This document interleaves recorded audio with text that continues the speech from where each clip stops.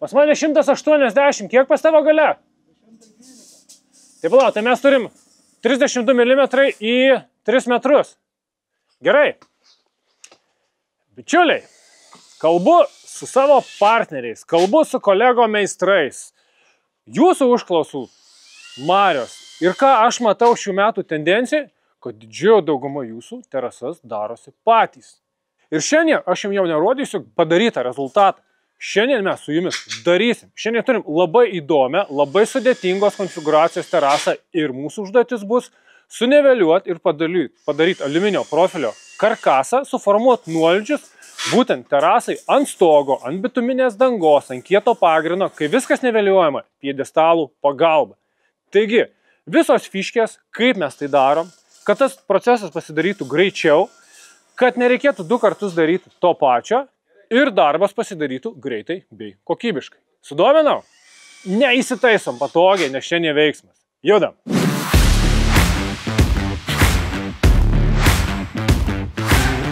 Bičiuliai, pažiūrėkit, šiandien aš jums turiu ne šiaip savo terasėlę. Tai yra tikrai įdomios konfiguracijos pastatas su dar įdomesnės konfiguracijos terasa. Matot, mes turim terasą iš 3 pastato pusių. Jinai skiriasi savo pločiais. Jinai turi radiusus. Ir mes turim vienintelį statų kampą. Ir be viso to, kad būtų smagiau, mes turėsim lentas įstrižą šitam kampui. 45 laipsniai kamp. Va čia yra mūsų terasos ašis. Kaip suformuoti terasą, kaip suformuoti nuolydžius, nes mes turim pagrindą, o šitai banguot. Mes turim skirtingus atstumus nuo mūsų atskaitos taškų. Tai reiškia, reikiant su nuolaidžiu, mes turėsim sugaudyti galutinį tašką. Kaip visą tai padaryti? Kaip tokį karkasą mums rekomenduoja daryti gamintojai? Tai yra teorija. Žiūrėkit, turiu terasos plotą, taip? Aš joje pasižymiau, kur bus mano pjedestalai. Priklauso nuo karkasų. Šiuo atveju mes nešančių karkasų turim žemą, kas 60. Susimetam gumas, kurios eina po tarpais.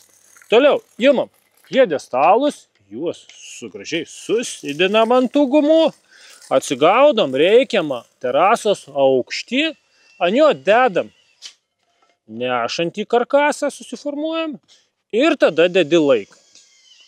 Va taip teoriškai viskas gražiai nupiešta, bet praktiškai tai neveikia. Kodėl?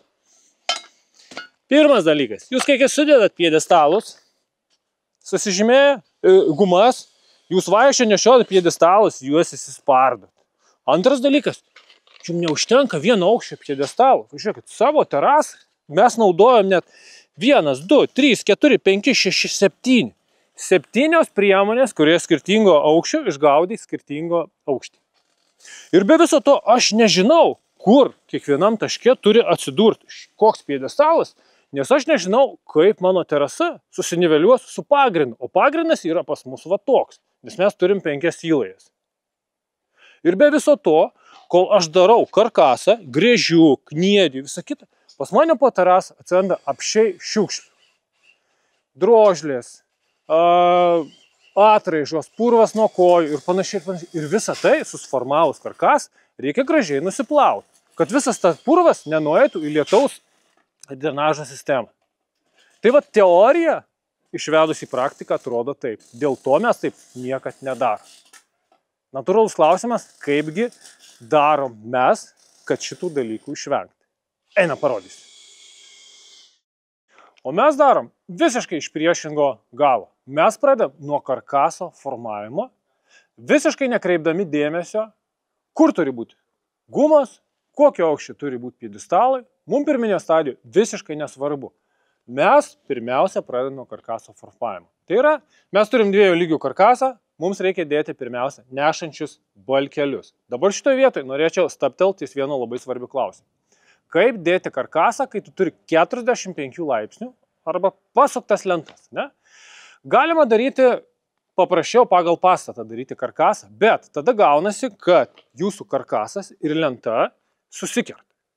Tokiu atveju lentai atramos taškai turi būti išlaikytas atstumas tas pats – 40-45. Tai reiškia, kad tokias atramas išgaut, tu turi dėti kur kas daugiau gulekšnių.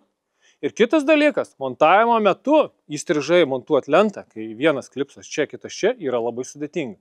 Todėl geriau karkasą pasuk taip, kaip bus lentos. Tai yra, karkasas privalo visada orientuotis lentų dėjimo kryptim. Tai šiuo atveju mūsų terasos ašis yra va štai čia. Tai mūsų pirmas gulekšnis ir buvo padėtas 45 laipsnių kampu, stataus kampo atžvilgiu. Ir nuo jo mes, kas 60, nes mūsų yra žemas profilis, atžingsniavom, sudėjom visas likusius nešančius. Dabar šitoje vietoje, kaip matot, mes darom ne ant pjedestalų pirminėme etape, o mes dedam tiesiog ant medinių kaladėlių. Tai mums reikalingas viso labo toks aukštis, kad mes patogiai prisispausime su žnyplėm 2 karkasus ir mums patogu būtų įsikniedyti.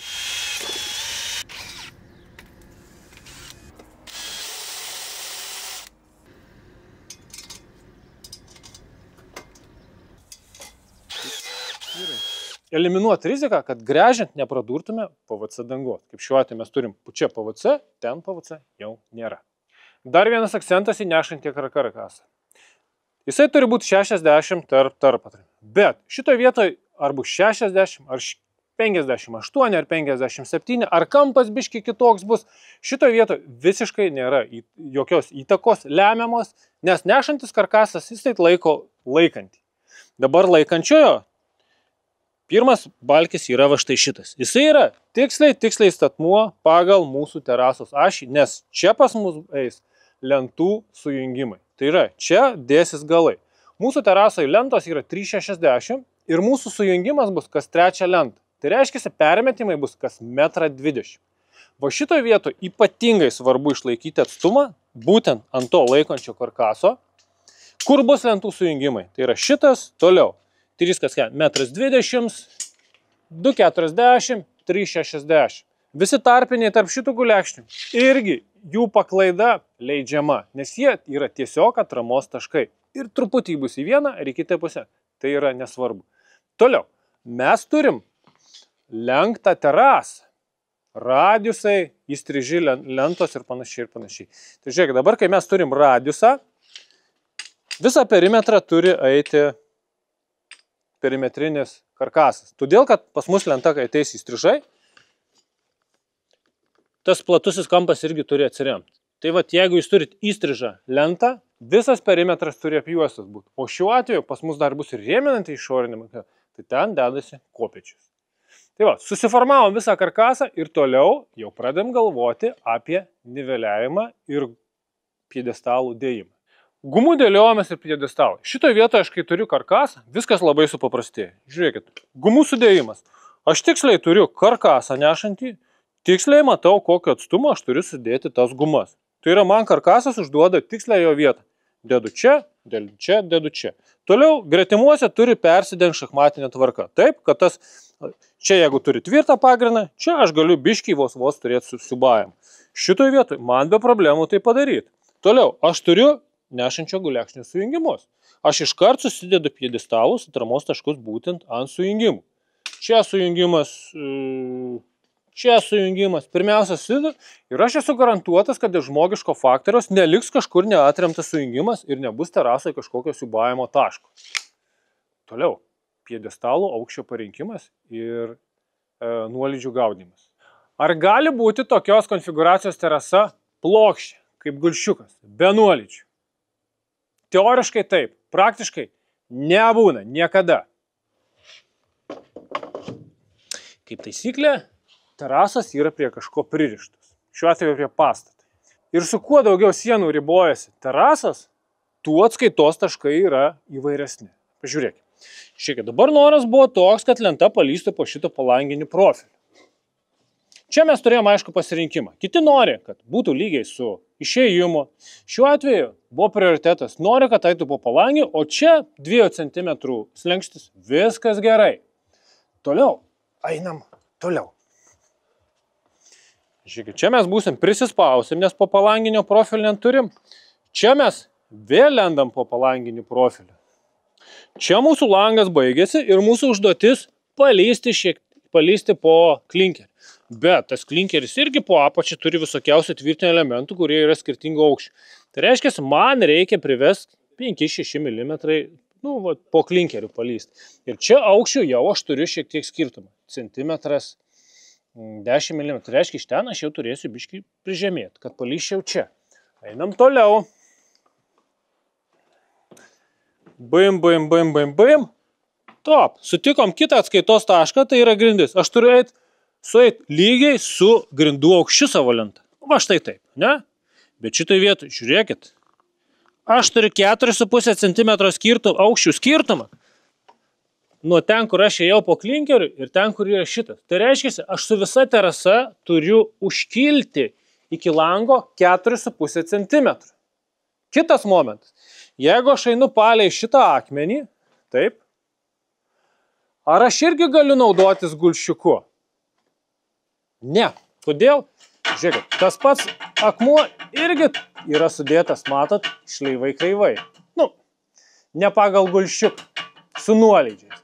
Dabar klausimas, jeigu aš gulščiuką darau pagal aukščiausią tašką, tai reiškia, mano lenta matys tenais. Jeigu čia žemiausia imsiu, reiškia, čia akmuo matysis. Man belieka jį irgi išlankstyti terasos paviršių su tuo akmeniu. Matot, lygaus paviršiaus aš jau neturiu, perėjęs tik tai viršutinį atskaitos tašką. Dabar žiūrėkit, einam į apatinį atskaitos tašką. Mes turim skirtingus atstumus, kuriuos turim suvesti į čia. Čia 8 metrai, jeigu aš darysiu centimetrą į metrą, gaunasi 8 cm. Čia užsakovai buvo, jūs sako, man jau yra per daug. Tai gavosi, kad mes darom čia 5 mm, o va tenais gavosi jau 12-13 mm į metrą, kad gražiai išniveliuoti. Tai va, kaip sako, kaip matot, vien sudėliojus atskaitos taškus šito profilio, gaunasi, kad mūsų terasa jau yra nelygi. Antras dalykas, pati lenta ir lentos konstrukcija. Ne? Tai yra gaminto rekomendacija. O, pavyzdžiui, jeigu mes imsim tuščiavidurį kompozitą, jam privaroma daryti nuolydžiai. Procentas, nuo procentų iki 2, tuščiavidurį, tam, kad drėgmė nubėgtų iš rievelių. Ir antras dalykas, kad drėgmė, kuri kondensuojasi viduj, taip pat išbėgtų. Mes žinau, kad tikrai išmetė ne vieną terasą po 2 metų, ten tūkstančiais, 10 000 buvo išmesta, dėl to, kad nebuvo nuolydžių. Vanduo kondensavosi viduj, lenta drėko, šalo, išpuvo, išsipūtė, sutrūko. Tai va, kietmedis 1%, termomediena procentas. Didžioji dauguma gamintojų sako procentas, mano gaminiui reikia nuolydžių. Išskyrus pušis. Taip, pušis čia yra labai diskusinis klausimas, nes vieni skandinavas prižiūrėjo, kiti dar kažkaip, vieni daro, kiti nedaro. Šitoje vietoje aš sakyčiau, tai yra, dėl ko pušiai nėra reglamento. Tai yra, nėra aiškaus gamintojų. Pavyzdžiui, kas padarė šitą lentą? Naturinform. Kas rašo reikalavimus? Naturinform. Kas padarė šitą lentą? Milbordas. O su pušinė yra problema, kad mes neturim to galutinio gamintojo, kuris būtų suinteresuotas parašyti šitą reglamentą. Nu, bent aš taip galvoju. Gerai, grįžkim prie šito atveju. Žiūrėkit, mes turim milbordą, nulinis įgeriamumas, tai yra gamintojas, kuris nieko nešneka apie nuolydžius savo terasos montavimą. Bet kokia yra realybė?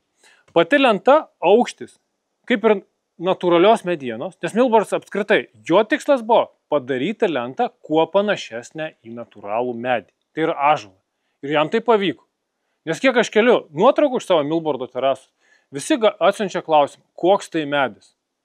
Nebuvo nei vieno komentaro, kad tai yra plasmasė, nors realiai čia yra nulis medienos natūralios. Tai va, grįžkim prie jos. Jiem pavyko tai padaryti, kad tai būtų kaip natūralus medis. Tai reiškia, lentos aukštis per jos ilgį gali svyruoti iki 2 mm. Tai reiškia, aš natūraliai turiu duobių. Į šonus taip pat aš galiu siūbavimus turėti iki 3 mm. Pati geometrija pačios lentos irgi yra skirtinga. Toliau, pačios lentos konfiguracija yra išgaubimų, yra įgaubimų, ten kur vanduo laikosi.